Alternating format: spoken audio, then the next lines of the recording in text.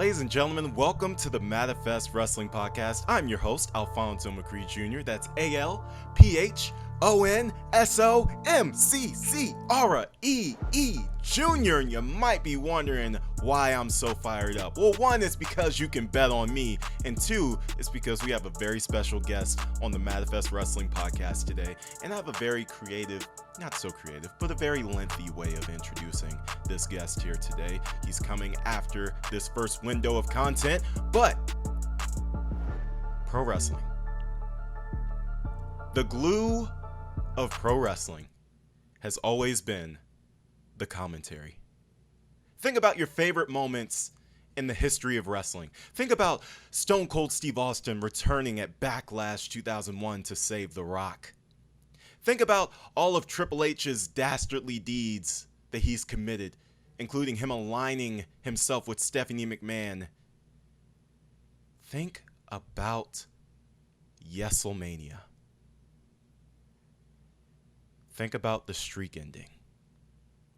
All of these moments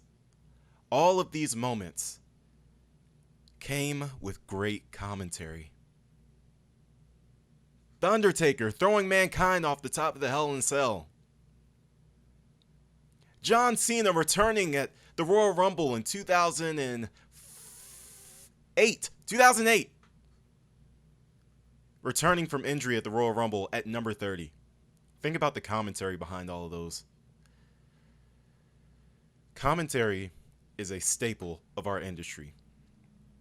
When I created this podcast, I told you guys, yes, this is a podcast for aspiring professional wrestlers, but I also told you it's for everybody who wants to be in front of the camera and behind the camera.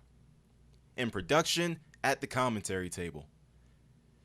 Everything that we do here at Manifest Wrestling is, one, to celebrate wrestling, and two, to help those who want to succeed in the business succeed in the business.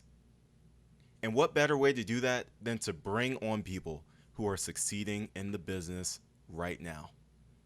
And the person that we're bringing on here today is the voice of Impact Wrestling, Mr. Tom Hannifan, formerly known in WWE as Tom Phillips. He is going to provide some great insight on what it is to be a wrestling broadcaster versus a regular broadcaster, everything that it takes to get into it, the challenges, the advice, and everything in between. Ladies and gentlemen, this is going to be an amazing interview, and I can't wait for you guys to watch it. So, with that being said, we're going to our second window right now. All right, Believe, don't kill me, but we're doing the mid-roll very, very early today. Very early. We're not waiting for 15 or 20 minutes. We're doing it now because we're going to get to this interview. Manifest Wrestling, Tom Hannifan, coming up right after this break.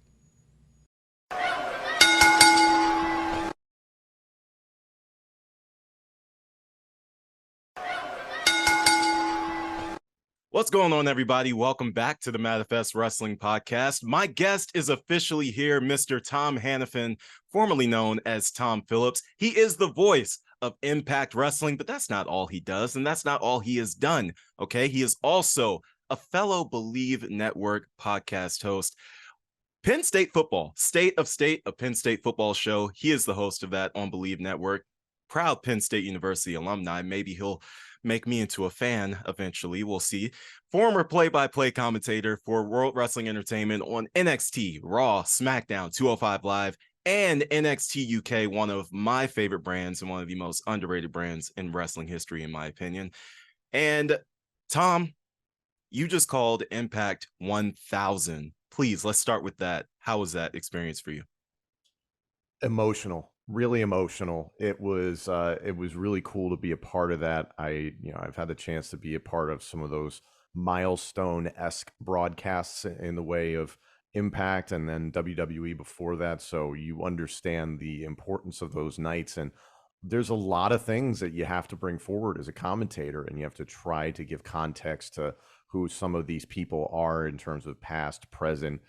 Giving that context is so important to the significance of a moment, a championship, a match, people involved. There's a lot of layers that go into it, but It's one thing that's been really fun about my time in Impact is that there's a lot of these moments that because I was in WWE, I wasn't living, I was living a different world at that point, different wrestling universe, so to speak.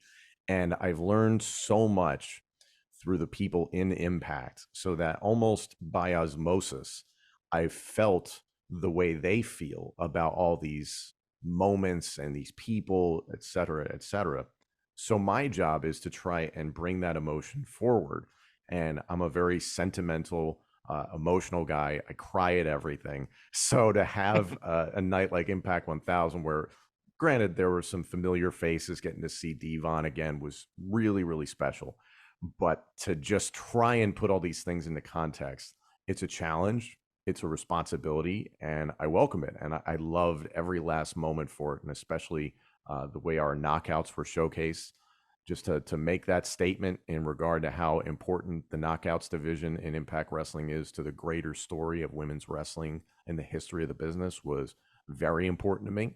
And I just hope I get to be a part of more moments like that. Absolutely. Just a side note on the knockouts division, I remember when WWE's women's division wasn't really, it still wasn't taking off or being taken seriously. I remember tuning into TNA back in the day and seeing the knockouts division and seeing how much TV time they got. And I thought, man, this is different. I wasn't used to seeing that much women's wrestling on television. So Impact was definitely ahead of its time there. But again, you just called Impact 1000, but you don't get there overnight. So I want to go way back to the start of your journey. And I want to talk about your beginning at Penn State and how you ended up getting WWE's attention in the first place. Can you tell us a bit about that? Yeah, so I went to Penn State for broadcast journalism, specifically focusing on sports broadcasting. And when I graduated in 2011, like anybody, I'm looking for a job in sports broadcasting, and I was putting my name out there to as many different places as I could. I was calling men's and women's basketball and football for a Division III college in Central Pennsylvania. So I was, getting my experience there, but you're making $50 a game, so it's not really necessarily something that can sustain you. So I was constantly looking for other jobs, applying for other jobs. And I've told this story before, but there is a website still to this day, staatalent.com. Highly recommended for anybody trying to get into the sports broadcasting world in front of and behind the camera for job leads. It's very, very helpful. And at the time, I think it was April of 2012, maybe shortly before that, they sent out a job lead. WWE was looking for on-air talent, and don't send in conventional play-by-play. You have to send in, a video submission. That's something completely different. So that's a real challenge when most of my experience at that point was doing play-by-play and a lot of radio play-by-play, a lot of radio talk shows, a handful of, man on the street, a studio stand-up work, etc. So I was like, how do I pitch this? So I basically convinced a buddy of mine to go out to a place called the Arboretum at Penn State. And we shot essentially a 2-minute pitch where it's just me, in the wrestling world, cutting a promo. And I was kind of going off of the way that I saw, WWE commentary at the time. And it was more, a commentary on how the announcers were utilized in storyline. Nothing against any of them personally or what they were capable of, but I think that was during Michael Cole's heel run or shortly thereafter. The dates escape me. And I was like, yeah, these guys are, this is obviously a bad guy. And I was like, I'd like to be a good guy or something like that. I like, at the end of the day, I'm like, I just like to call wrestling for you guys. That'd be awesome. And I've said it before, is that I never had any intention of working in professional wrestling. I had watched WWE and WCW sparingly as a kid. I had watched TNA a little bit, and then I went to high school and I went to college and I got sidetracked with my studies and chasing girls and football and all those fun things that I was working on. And when it came around, my college roommate was like, you should apply for this. You'll screw up. It'll be funny. Maybe you'll meet John Cena. And so I sent in a submission. I sent in the video that I mentioned, which I hope I never see the light of day again. And sure enough, they gave me an audition in June of 2012. And oddly enough, I did that audition with Josh Matthews, who I worked with briefly in WWE, and he is now my executive producer in Impact Wrestling and did commentary with Impact for a long time, obviously. So it's just funny how it's a small world and everything comes back around. And that was June of 2012, and I hounded them for the summer because it's WWE. It was a huge opportunity and was trying to get an opportunity, wanted the chance to do something with a $1 billion company. Of course I would.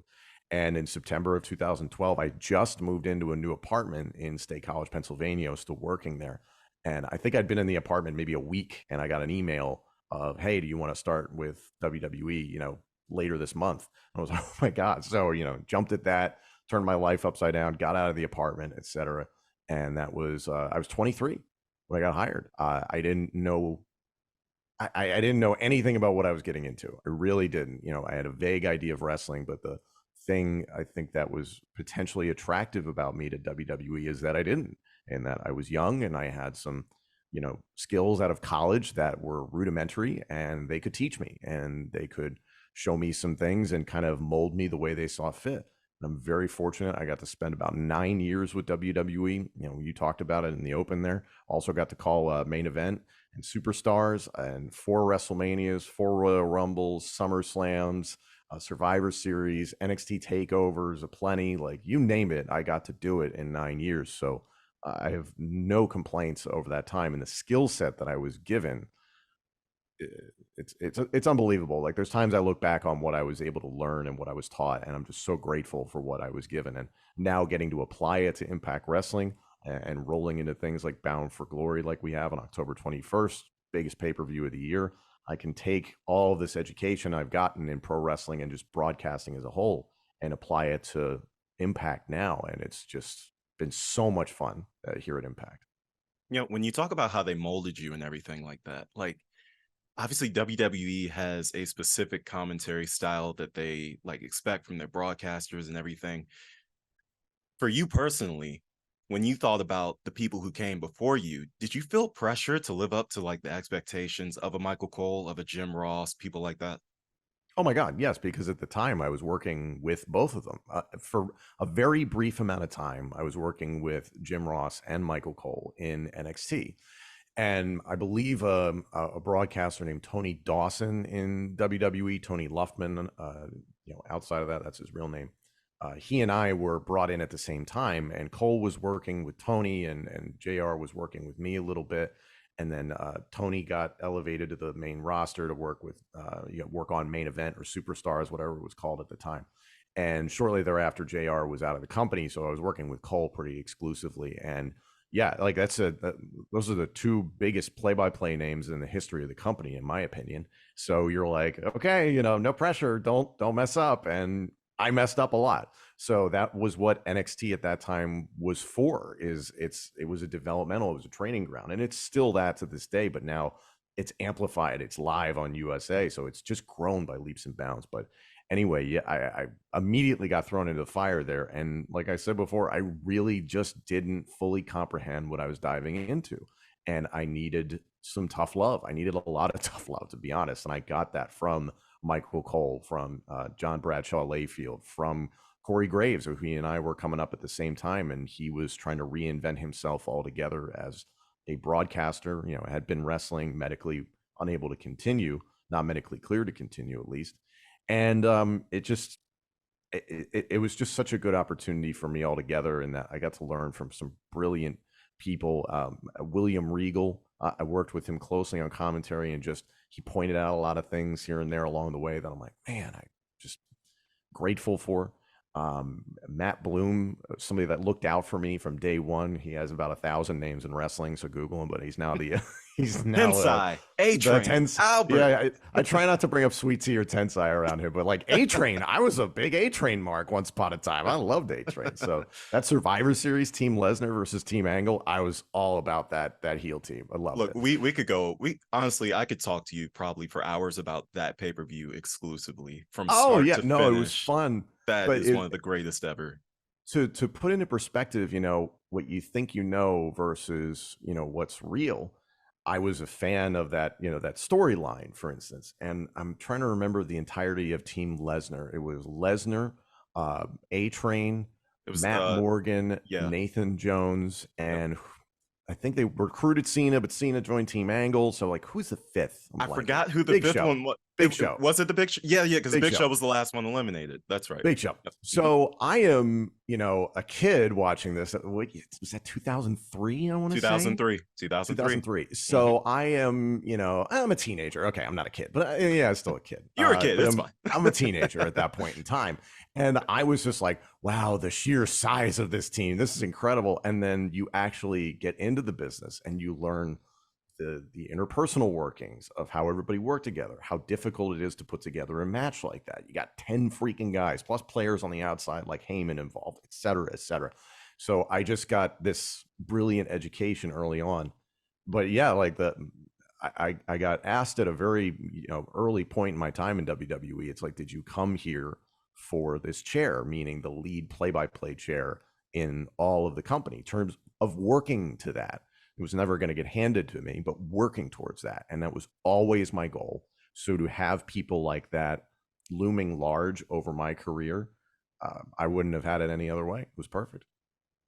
And I think about, when you peel back the veil, like I've been able to do that a lot recently because now I'm in this world of pro wrestling and I'm meeting people all the time and like I'm actually getting to know them as human beings and stuff, and I'm picking their brain too.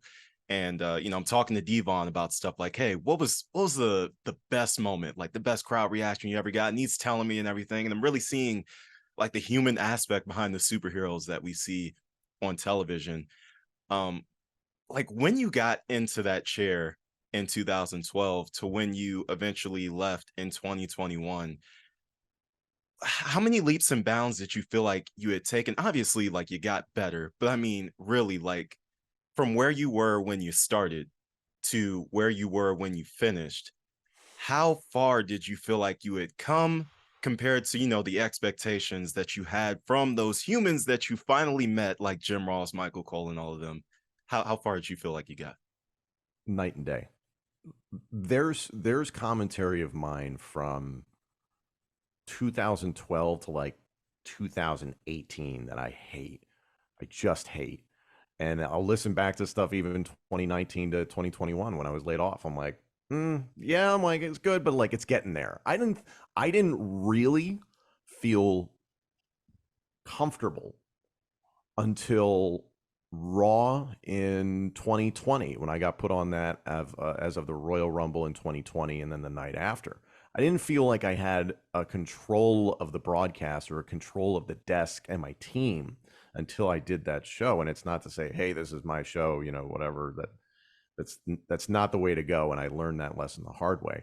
Is that hey, I control this desk and I have the respect of the guys I'm working with. I have, faith from the production team at this point after years of putting in work to get this done. Faith, hopefully, from Vince and the creative team. So it just takes time. I got told immediately when I walked in the door from Kevin Dunn and Michael Cole, it's going to take you 10 years to get good at this, to feel comfortable. So I finally was feeling comfortable around 2020. Of course, pandemic hit, everything changed, and then everything really changed. And I was out of the company. So it's just it's the thing about wrestling is that you think you're prepared for something, and there's going to be opportunities that come up that you're just not ready for. You just could never have anticipated, and that's the beauty of it. You get thrown into the fire. So, but I felt like I've learned an immense amount because I came in just not really understanding the business, understanding it from a lay fan's perspective, and also I had to get an education on broadcasting. Period. All I had was a college education, and that yes, Penn State gave me the tools, but I had never put them into practice. And people like Renee Paquette and Michael Cole really giving me an education of like, no, this is how you be a broadcaster. And then this is how you be a WWE announcer. Those are two very different things. So those people were instrumental in my growth altogether. But yeah, I mean, I listen back to some of the stuff back then. I'm like, my voice sounded terrible. I had a buzz cut and no beard. I looked like I was 12. There's all these things about psychology that I was missing. One of the best pieces of advice I ever got was from Terry Taylor, and it was so simple. Baby faces want to compete, heels want to win. Easiest thing in the world. Easiest thing in the world to take that and then be like, okay, now call the match accordingly in terms of protect the baby face, demonize the heel, all the different aspects of the match and tell me a story from start to finish. That's interesting. Can you break that down for us a little bit? Like I mean, what's the difference? wrestling can be really easy at the end of the day when you think about it. It's extraordinarily complicated. I always compare it to, constellations. You look up in the sky and you think you can see the North Star. You're like, oh, there it is. And then for a second, something pops up and you're like, oh, and you're like, wait, where's the North Star? And you kind of piece everything together as you go. Now, I forget when I had this conversation with Terry Taylor, the old Red Rooster down in NXT, and he's been a coach there for a long time. Very helpful to me. He taught me, he was like, listen, the root of any baby face is, yes, they're doing things that are noble and the quote unquote right thing to do, but he was like, a baby face wants to compete. They want to fight by the rules. It's like any athlete, really. It's like, hey, here are the defined rules for the way that we're playing this game, this sport. And when somebody breaks those rules or bends those rules or cheats, naturally, justifiably, you would get upset if you were a participant in said game or sport. So I then have to convey that the baby face is listening to the referee's 5 count on. It's like, hey, he won't grab the hair and he won't try and pull the tights on a finish or something like that. All these little aspects. I've heard Dax Harwood of FTR talk about it. Is that every match is a gimmick match because the rules of any match are the gimmick that you're enforcing. So it's very important for me as a play-by-play announcer, and then it's extremely important for referees involved in wrestling to enforce those rules, because otherwise, how does a heel become a heel outside of doing dastardly things to people that you like? Those are important, but they're within the confines of the wrestling match. What are the things that they're doing that are not great, that are not admirable, that are not noble? And what are the things that the babyface is doing that, it's like, hey, I don't want to win this by count out or disqualification, for instance. You see this quite a bit. And you see a babyface roll a heel back into the ring. It's like, no, I want to pin you or submit you, because then it's, I truly defeated you. I beat you within the constructs of the rules, and I'm the better person in this fight, right? Heels are content to take a count out, and heels are content to get disqualified if they don't want a part of a matchup because they're a champion. They're like, this isn't a title match, etc. I don't care. There's so many layers to it, but the easiest way that I was educated on how to call wrestling was that one phrase, and then just expanding out from there. And you mentioned too earlier, I wanted to ask you about you were spitting out so much great information that I didn't want to stop you. But you mentioned Renee Paquette and Michael Cole told you there's a difference between being a WWE broadcaster and a television broadcaster. What did they mean by that? I think that when you see what I do on camera versus a lot of other people in televised professional wrestling, I bring a presence of being a polished broadcaster, period, regardless of the medium that I am working in. And that is because of an education I got from Michael Cole, from Renee Paquette, help from Kevin Dunn, the entire production department in WWE, so on and so forth, and a variety of other opportunities I've had since then. NBC Sports Philadelphia, ESPN Radio. I've just had chances to apply my craft in that way. So that's the big difference, is that, I present in that way. And I think that's something that some wrestling fans maybe don't love about my style, is that I'm trying to look like somebody who fits in on an ESPN, a Fox, an NBC, a CBS broadcast. However, I love calling this stuff. So if I present as professionally as possible and I try and have credibility all the time, one of the best things I've been told by Scott D'Amore is, like, keep in the back of your mind, what would Mike Tenay do? And I take that piece of advice means everything to me. I think about that every single time we're doing a show, I'm doing some sort of backstage interview, anything. I keep that in the back of my mind.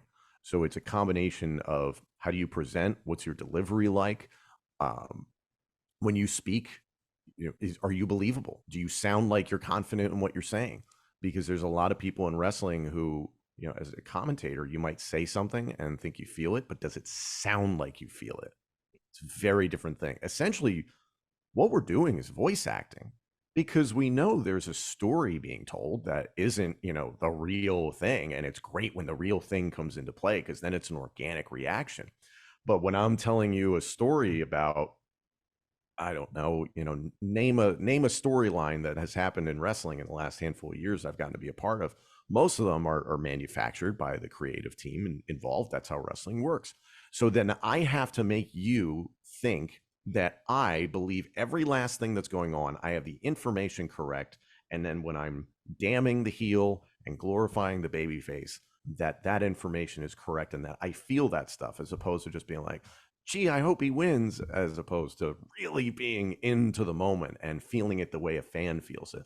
So there's the wrestling side of that, and then there's the broadcasting side of that. And I think there's a lot of people that will look at wrestling commentary in one specific vein, but the truth of the matter is when you're working at the level of Impact, AEW, WWE, New Japan Pro Wrestling, when you're doing these live global broadcasts, is that's the standard you're being measured by. And there's a huge difference between calling wrestling and calling linear, live, global network television. Those are huge worlds apart. Yeah, fair enough. And we talk about the towards the end of your WWE career, when your release came, in between them and in between that time, sorry, and when you were signed to Impact Wrestling, what was your focus on there? What kind of things were you dealing with at that time? I was dealing with a myriad of personal things. It was a very bad time in my life. Not to dive into too much detail. Um, in a 2 month span between April and May of 2021, my entire world got turned upside down, and things had not been okay for me personally for about 6 months to 2 years prior to that. Things had not been okay.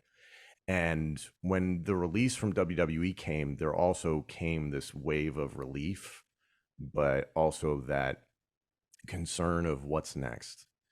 And, part of me was not sure if I even wanted to be in wrestling anymore, just because, you work that schedule.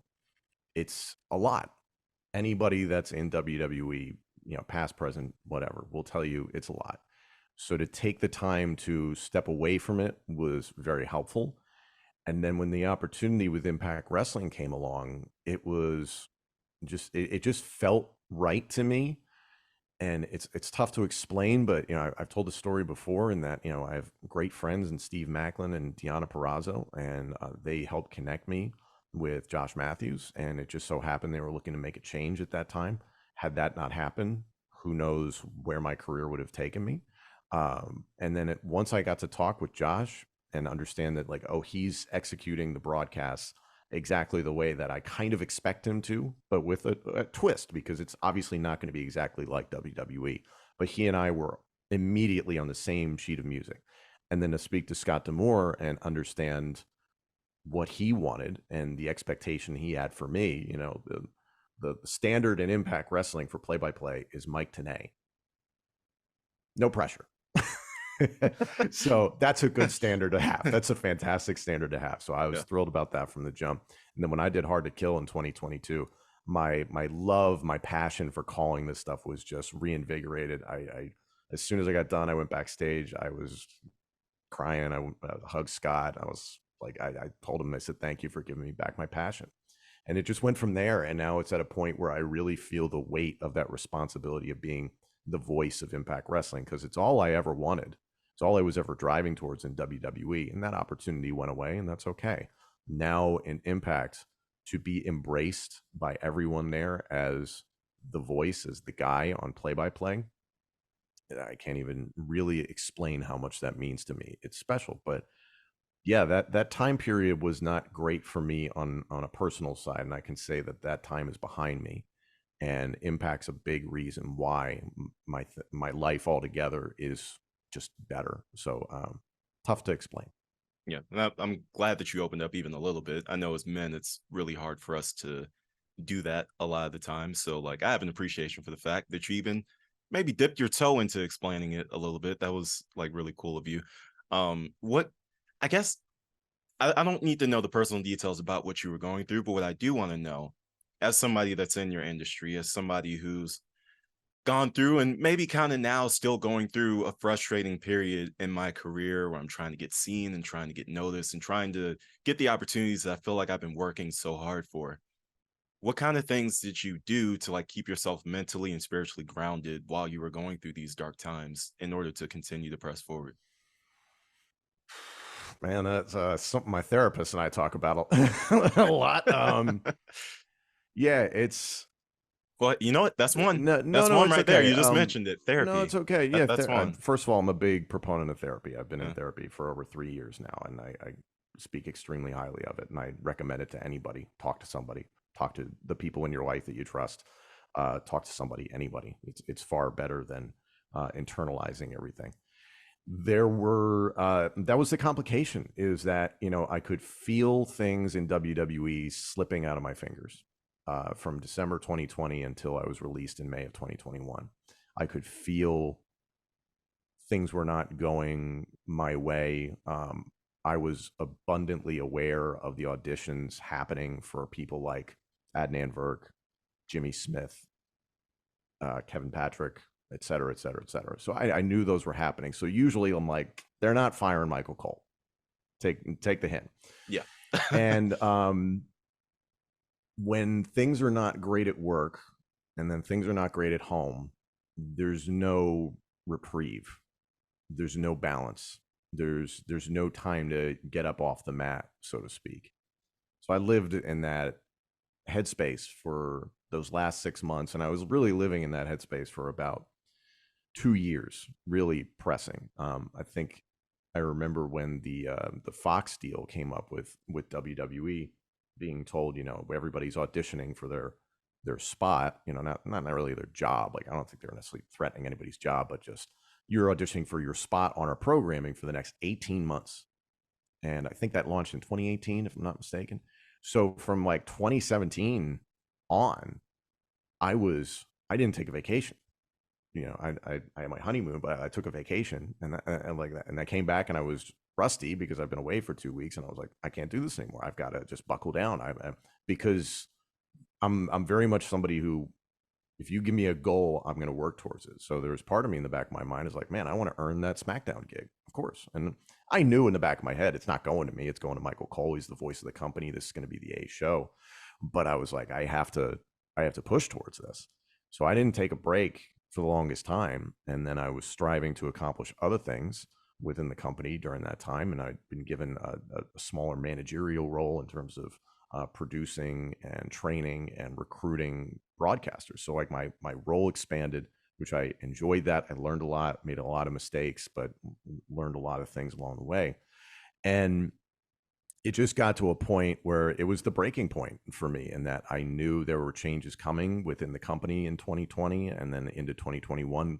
Like I said, for anybody that's ever worked in the wrestling business, when things are not okay at home and things are not okay at work, things just aren't okay. And I just met that breaking point in April of that year, and then May, when they laid me off, it was almost a blessing in disguise. It was a silver lining to all that stuff, and for all of it to line up to the point where I am now, where in my personal life, I'm extremely happy with the decision that I made, and in my professional life, finding Impact Wrestling, finding a home, and it sounds cheesy to say a family, but yeah, I feel completely embraced by everybody in Impact, and I wouldn't be where I am now without them.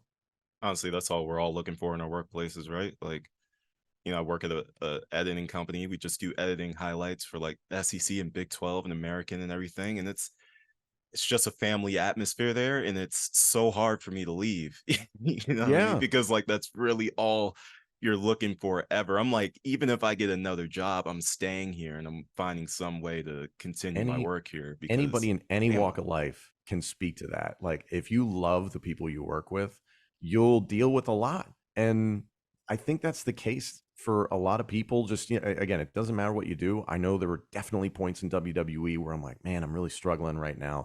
I'm trying to break through those early years where I'm like just trying to find my way through the proverbial darkness to some light. I'm like, okay, what's that? When am I going to turn the corner and understand this a little bit better?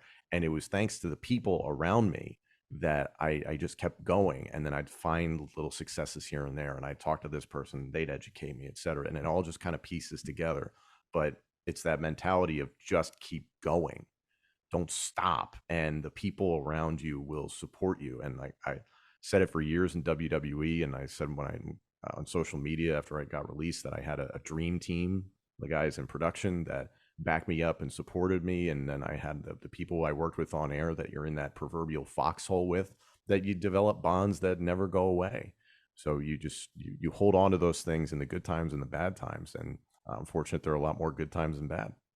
Absolutely. And that leads me to our final question. And you just answered a lot of it, but I want to see if you have anything more to add.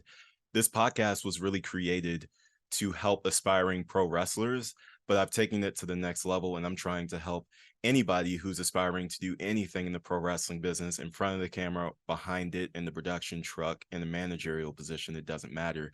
You are one of the people that I wanted to have on here as soon as Gus linked us up again. Gus Shout Ramsey. out I to don't know. Gus Ramsey Shout out to at Full Gus. Sail University. Anybody that wants to get into broadcasting, the Full Sail University broadcasting department is fantastic, and it's a lot in part due to Gus Ramsey. Absolutely. I'm a proud graduate, proud valedictorian of that program. And I wouldn't be where I am today without it. And I wouldn't be talking to you today without that program either.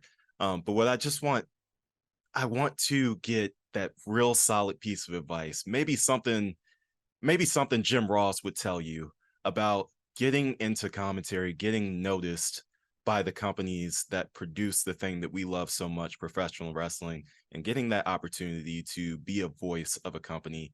Where do we start and how do we stay grounded through the process of trying to achieve that goal?